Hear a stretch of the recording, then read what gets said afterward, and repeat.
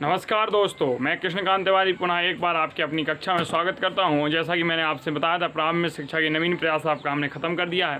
Math में एक video आना है, वो भी आपको आज या कल में मिल जाएगा, तो वो भी ख़त्म हो जाएगा। और हमारा भारतीय समाज और प्रारंभिक शिक्षा के जो नवीन प्रयास हैं, वो इस वाला पोर्शन फर्स्ट पेपर, इसका भी लगभग 50% सिलेबस हो गया है।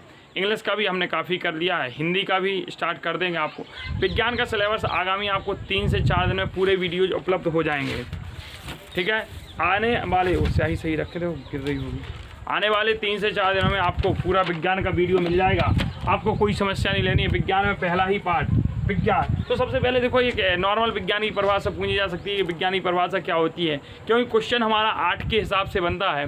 तो किसी भी विषय का क्रमबद्ध, सुसंगठित तथा सुव्यवस्थित ज्ञान प्राप्त करना ही, किसी भी विषय का क्रमबद्ध, सुसंगठित तथा सुव्यवस्थित ज्ञान प्राप्त करना ही विज्ञान कहलाती है। इसके बाद पहला ही चैप्टर है हमारा सौरमंडल और पृथ्वी।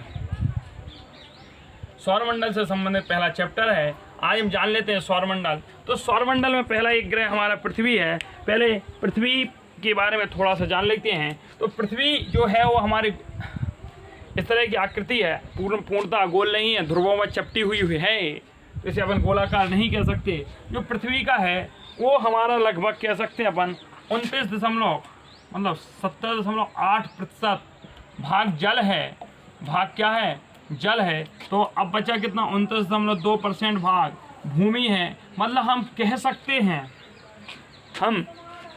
हैं और ये जो भाग 70.8% भाग जो जल पे है, जो भाग जल में है पृथ्वी में, इसमें हमारा 97% लवणीय जल है। 97% कितना है? लवणीय जल, लवण युक्त जल है। और इनमें से 3% जल ही हमारे पीने योग्य है। और यह पीने योग्य जल में भी, सुन लीजिए दोस्तों, सिर्फ 1% के से भी कुछ कम लगभग भूमिगत जल है, बकाया हिमालय जल है और शेष 2% है। तो आप समझ सकते हैं कि पीने का पानी, इसलिए सरकार दोहन वगैरह को रोक रही है। यह हमने पृथ्वी के बारे में जान लिया। 70.8% भाग जल है, 29.2% भाग भूमि पर है। पृथ्वी हमारी ध्रुवों पर कुछ चपटी होने के कारण। अब पृथ्वी का परिक्रमण काल क्या होता है? तो परिक्रमण काल 365 से ही 1/4 दिन होता है। इसीलिए हर चौथे वर्ष पर लीप ईयर होती है, जैसे कि इस बार भी थी। और लीप ईयर निकालने का तरीका होता है, उस सन में 4 से भाग यदि पूरी बार जाता है तो वह वर्ष लीप ईयर कहलाएगी। अब इसके साथ अब हम पढ़ते हैं पृथ्वी और सूर्य से मिली एक घटना, जिसे हम दोस्तों अपसौर व उपसौर कहते हैं। हम पढ़ते हैं अपसौर व उपसौर। तो अपसौर क्या होता है?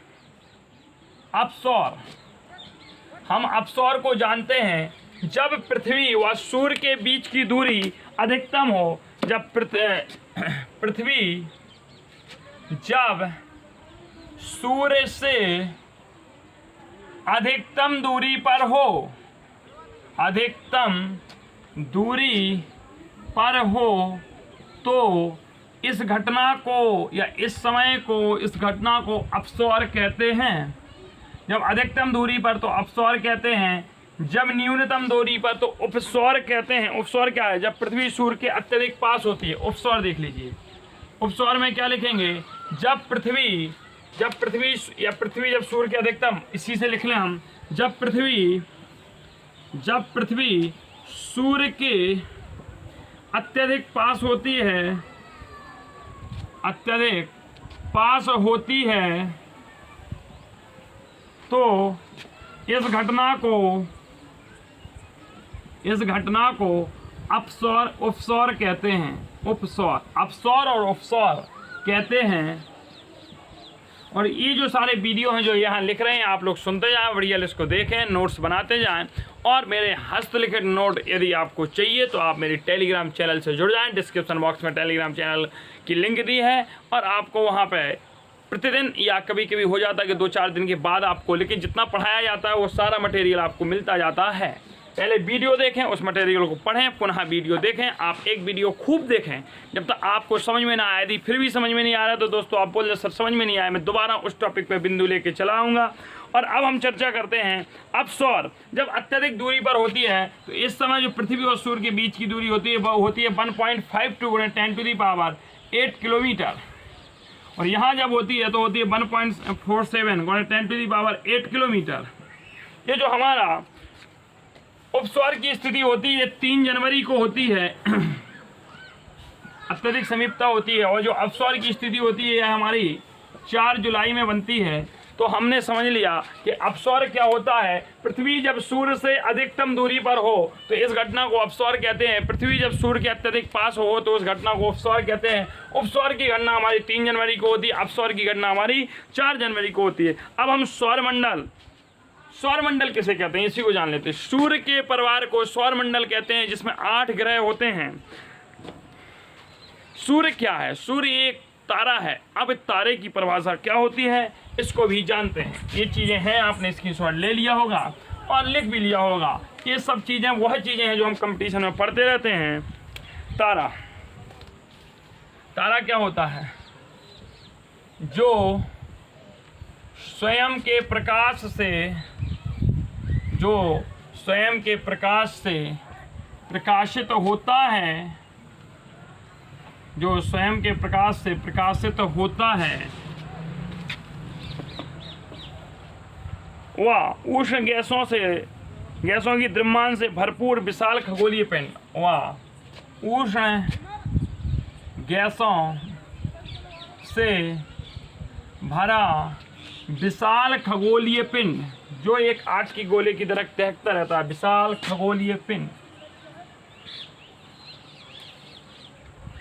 खगोलीय पिंड तारा कहलाता है। याद रखें दोस्तों, सूर्य से भी अत्यधिक बड़े तारे हैं जो हमें रात में टिमटिमाते हुए दिखाते हैं। वह सूर्य से कई गुना बड़े हैं, लेकिन उनकी पृथ्वी से इतनी अत्यधिक दूरी होती है कि हमें बहुत सूक्ष्म आकार में दिखाई देते हैं।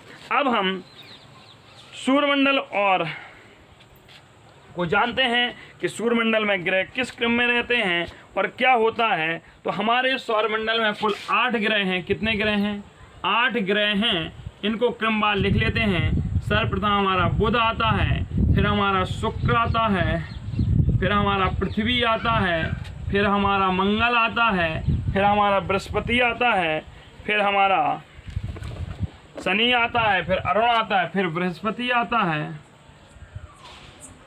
फिर शनि आता है, फिर अरुण आता है, फिर वरुण आता है। यह हमारे 8 ग्रह हैं। 1 2 3 4 5 6 7 8। इन 8 ग्रहों के बारे में हमें संक्षिप्त परिचर्या जो हमारे सिलेबस में है, ब्राइटनेस देखें या लाइट ऑन कर, संक्षिप्त परिचर्चा भी हम इसी वीडियो में करेंगे। तो अब पहला है कि हमारी गैलेक्सी जो है वह आकाशगंगा है और पृथ्वी हमारे किस गैलेक्सी में है, तो हम इसको भी देख लेते हैं। स्टार बना के लिखें। हमारी पृथ्वी कई अरब गैलेक्सियाँ हमारे ब्रह्मांड में है। जब आपको सुपर टेट की वीडियो लेके आऊँगा मैं आपके, इसके बाद सुपर टेट की तैयारी का और टेट की तैयारी, तब उसमें ये अपन भूगोल को विस्तृत पढ़ेंगे। अभी अपने में संक्षिप्त, इसलिए चलते हैं संक्षिप्त, दौड़ते हैं जल्दी से, और एग्जाम टाइम हमारे सिर पर है। अभी ज्ञान नहीं, अभी हमें वह चीज़ चाहिए जो पॉइंट टू पॉइंट हमारे एग्जाम में पूछी जाती है। डिटेल व्याख्या के लिए अपन फिर कभी मिल लेंगे। पृथ्वी, हमारी पृथ्वी दुग्ध मेखला जिसे कहते हैं मिल्की वे नामक आकाशगंगा का एक भाग है। आकाशगंगा का एक भाग है। पहला तो पॉइंट ए लिख लिया आपने। अब अगला देखते हैं। इसके साथ साथ एक और चीज़ देखते हैं जो सौरमंडल में होता है। सौरमंडल में सूर्य व ग्रह एक दूसरे से गुरुत्वाकर्षण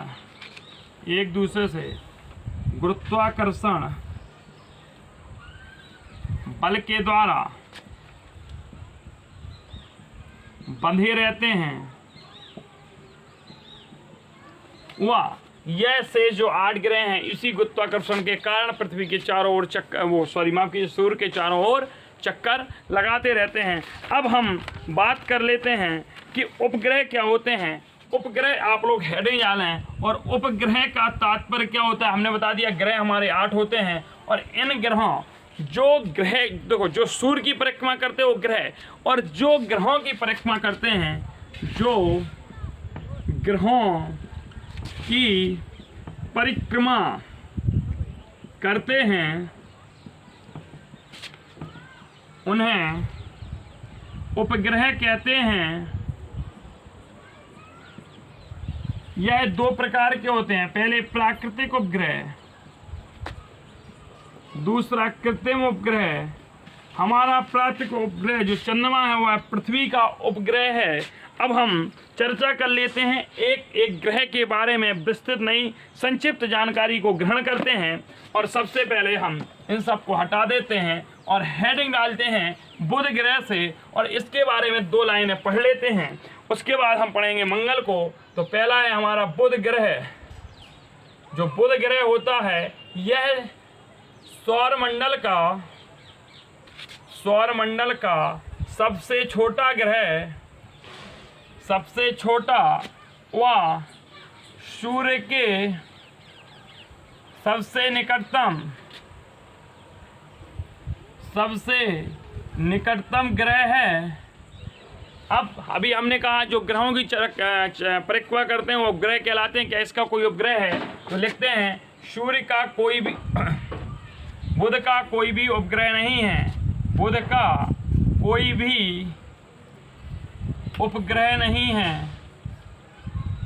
यह सूर्य के चारों ओर अपना चक्कर 88 दिनों में पूर्ण कर लेता है, इसलिए सौरमंडल का सर्वाधिक तीव्र कक्षीय गति वाला ग्रह है। सौरमंडल का सर्वाधिक तीव्र कक्षीय गति वाला ग्रह है, कक्षीय गति वाला ग्रह है। देखो हमने बुध के बारे में जाना, सौरमंडल का सबसे छोटा हुआ सूर्य के सबसे निकटतम ग्रह, बुध का कोई भी उपग्रह नहीं होता है और सौरमंडल का सर्वाधिक तीव्र और कक्षीय गति वाला ग्रह है। इसके बाद हम जानते हैं शुक्र को, और हेडिंग डालते हैं शुक्र पृथ्वी के सबसे निकटतम ग्रह है और सूर्य से दूरी के मामले में यह दूसरे नंबर पर स्थित है। शुक्र पृथ्वी के निकट के सबसे निकट, शुक्र पृथ्वी के सर्वाधिक निकट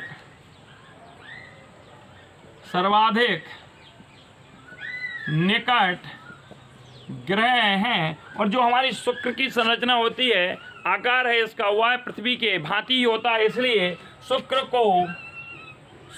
को पृथ्वी की जुड़वां बहन कहते हैं।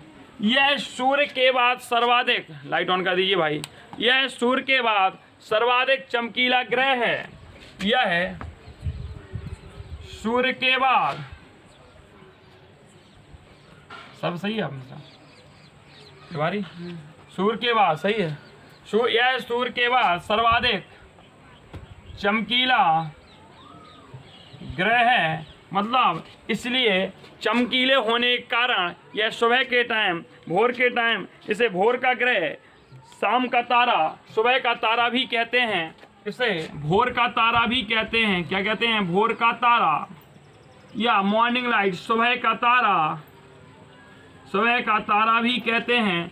और इसका भी बुध की भांति कोई उपग्रह नहीं है। इस तरह से हमने शुक्र और बुध को जान लिया। अब आते हैं मित्रों हम अपनी पृथ्वी के बारे में, और हम पृथ्वी को भी कुछ जान लेते हैं। और पृथ्वी को जानना क्या है, हमने आपको बता ही दिया कि पृथ्वी का मात्र एक उपग्रह है, उस उपग्रह का नाम चंद्रमा है। और पृथ्वी को नीला ग्रह भी कहते हैं। और पृथ्वी को नीला ग्रह क्यों कहते हैं? क्योंकि पृथ्वी के 70.8% भाग पर जल होने के कारण जब हम इसको बहुत ऊंचाई से देखते हैं तो हमें इस पर सिर्फ नीला नीला ही दिखाई देता है, इसलिए इसे क्या कहते हैं? नीला ग्रह कहते हैं। पानी ही पानी दिखाई देता है तो इसलिए इसे नीला ग्रह कहते हैं। लेकिन पृथ्वी का एक उपग्रह है, इसलिए आप लिख लें स्टार बना के, पृथ्वी का एक उपग्रह है कौन? चंद्रमा। और चंद्रमा के बारे में बात जान लें, चंद्रमा स्वयं के प्रकाश से प्रकाशित नहीं होता है, बल्कि यह सूर्य की ऊष्मा को एब्जॉर्ब करके उसी ऊष्मा को वापस रात में डालता है, इसलिए यह सूर्य के प्रकाश के द्वारा प्रकाशमान होता है। इसके बाद एक और तथ्य बात लिख लें, 22 अप्रैल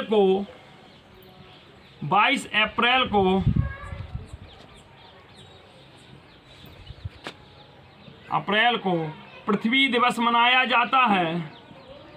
पृथ्वी दिवस मनाया जाता है। और इसके बाद अब हम पढ़ते हैं मंगल ग्रह को। मंगल ग्रह को हम लाल ग्रह भी कहते हैं, और इसे लाल ग्रह क्यों कहते हैं इसके बारे में भी जान लेते हैं। मंगल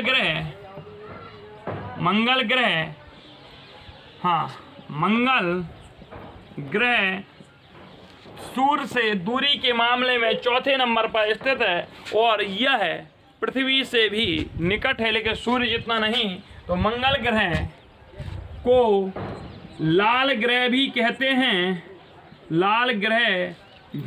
हैं, इसके 2 उपग्रह हैं। क्यों कहते हैं ये भी बताएंगे। इसके 2 उपग्रह हैं। इसके 2 उपग्रह कौन कौन से हैं? फोबोस और डीमोस। क्या है? पहला फोबोस, दूसरा है डीमोस। अब इसको लाल ग्रह क्यों कहते हैं इसके बारे में जान लेते हैं। और डीमोस इम्पॉर्टेंट है। यह क्यों इम्पॉर्टेंट है इसके बारे में भी दोस्तों जानते हैं। डीमोस इसलिए इम्पॉर्टेंट है कि यह सौरमंडल में उपस्थित सभी उपग्रहों में सबसे छोटा उपग्रह हमारा डीमोस है। तो स्टार लगा के लिख लीजिए, सौरमंडल में उपस्थित सबसे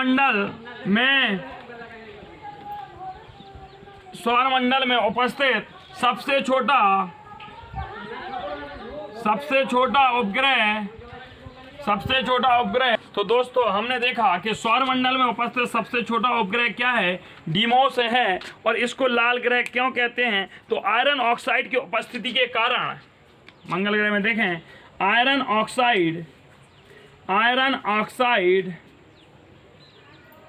ऑक्साइड की उपस्थिति के कारण इसकी सतह लाल दिखाई देती है। आयरन ऑक्साइड की उपस्थिति के कारण इसकी सतह लाल दिखाई देती है।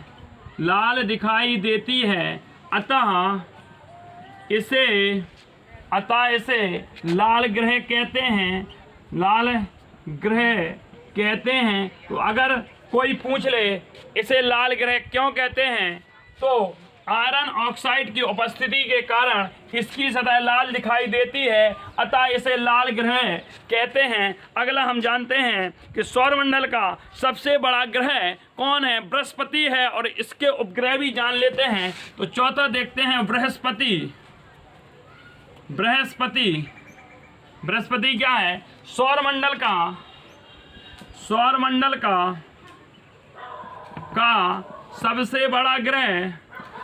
सबसे बड़ा ग्रह है। सौरमंडल का सबसे बड़ा ग्रह है। इसके हमारे 67 उपग्रह हैं। इसके कितने उपग्रह हैं? 67 उपग्रह हैं। तो हमने जाना कि बृहस्पति सौरमंडल का सबसे बड़ा ग्रह है, और इसके 67 उपग्रह हैं। यहीं बैठे आप। अगला देखते हैं शनि के बारे में जान लेते हैं। शनि के बारे में जानते हैं। और हमारा छठवां है अरुण, और फिर है वरुण। तो अरुण के बारे में भी जानेंगे, और हम वरुण के बारे में भी जानेंगे।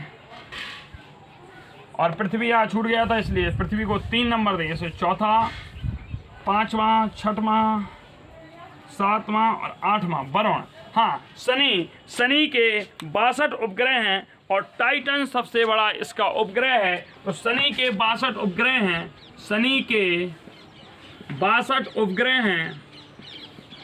और इसमें एक तुम्हें रिंगें मिलेंगी, छल्ले के छल्ले दिखाई देते हैं जब इसकी आकृति को देखते हैं। और टाइटन इसका सबसे बड़ा उपग्रह है,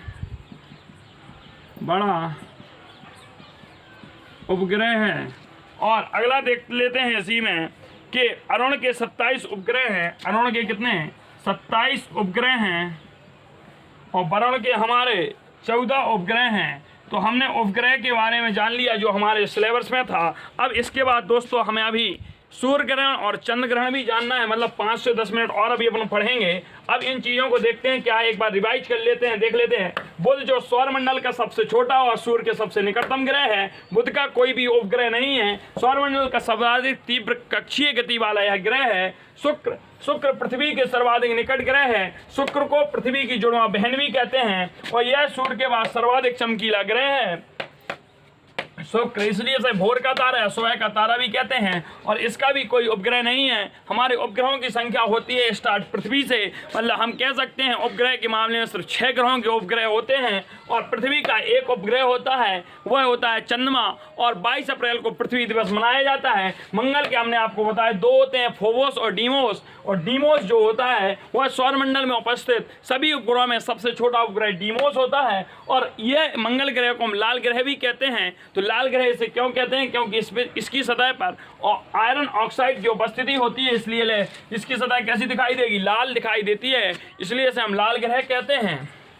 अगला बृहस्पति, सौरमंडल का सबसे बड़ा ग्रह बृहस्पति, इसके 67 उपग्रह होते हैं। शनि है, इसमें बलयाकार आपको छल्ले दिखाई देते हैं और इसके 62 उपग्रह हैं। टाइटन इसका सबसे बड़ा उपग्रह होता है और वरुण के 27 और अरुण के 27 और वरुण के 14 उपग्रह होते हैं। अब इसके बाद दोस्तों हम जानते हैं कि क्या होता है सूर्य ग्रहण और क्या होता है चंद्र ग्रहण। इसको आपको हम एक ट्रिक से सिखाए दे रहे हैं और इस ट्रिक के माध्यम से आप इसे जीवन में नहीं भूलेंगे।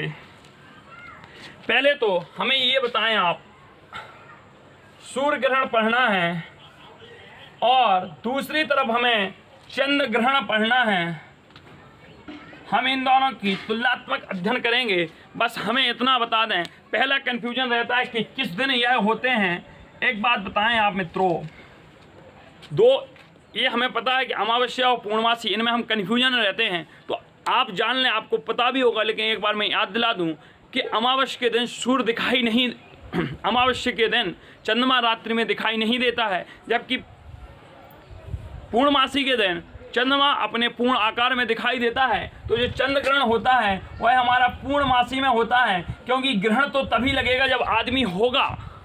और जब चंद्रमा होता है किस दिन है? पूर्ण कला में, पूर्णमासी में होता है। तो इसलिए पूर्णिमा के दिन, पूर्णिमा जिसे कहते हैं पूर्णिमा के दिन हमारा चंद्र ग्रहण होता है और जिस दिन चंद्रमा नहीं होगा वह होती है अमावस्या। तो अमावस्या के दिन हमारा सूर्य होता है, क्योंकि सूर्य के लिए स्थिति नहीं रख सकते हैं। अब होता क्या है, आपको एक ट्रिक रखनी है। इसके लिए SME और S for sun, M for moon और E फॉर अर्थ, मतलब सूर्य, चंद्रमा, पृथ्वी, ये हमने 3 शब्द दिए। क्यों दिए? ये हमारा सूर्य है, सूर्य देवता है हमारे। और यहाँ हमारे चंद्रमा महाराज आ गए, ये चांद जी आ गए और यहाँ पे हमारी पृथ्वी है। इसे पृथ्वी इतनी बड़ी ना बनाए भाई, सूर्य से भी बड़ी ये हमारी पृथ्वी है।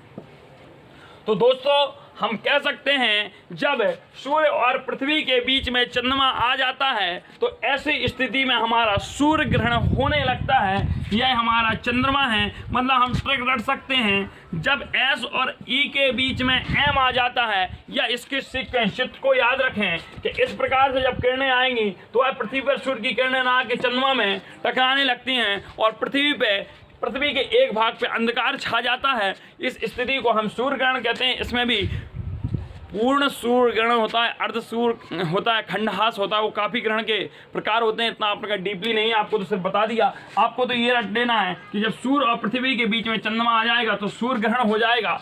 और जब SEM की स्थिति बन जाए, SEM की मतलब सन अर्थ मून, मतलब हम कहते हैं चंद्रमा अपनी स्थिति पे रहता है, क्योंकि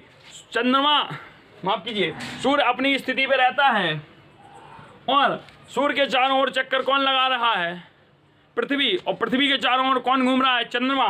तो ऐसी स्थिति में जब चंद्रमा घूमेगा तो एक स्थिति ये बन जाती है कि पृथ्वी यहाँ आ जाती है और चंद्रमा पृथ्वी की परिक्रमा करते हुए इस भाग में दिखने लगता है। यहाँ पे हमारी पृथ्वी होती है दोस्तों, और यहाँ पे हमारा चंद्रमा होता है। ध्यान रखना, ऐसी स्थिति में चंद्रमा को सूर्य की प्रकाश की किरणें नहीं मिलती हैं और इस स्थिति को हम चंद्रग्रहण कहते हैं। वो यह पूर्णमासी के दिन होता है जब सूर्य और चंद्रमा के बीच में पृथ्वी आ जाए। जब सूर्य और चंद्रमा के बीच में पृथ्वी आ जाए तो हमारा चंद्रग्रहण होता है, और जब सूर्य और पृथ्वी के बीच में चंद्रमा आ जाए तो सूर्य ग्रहण होता है।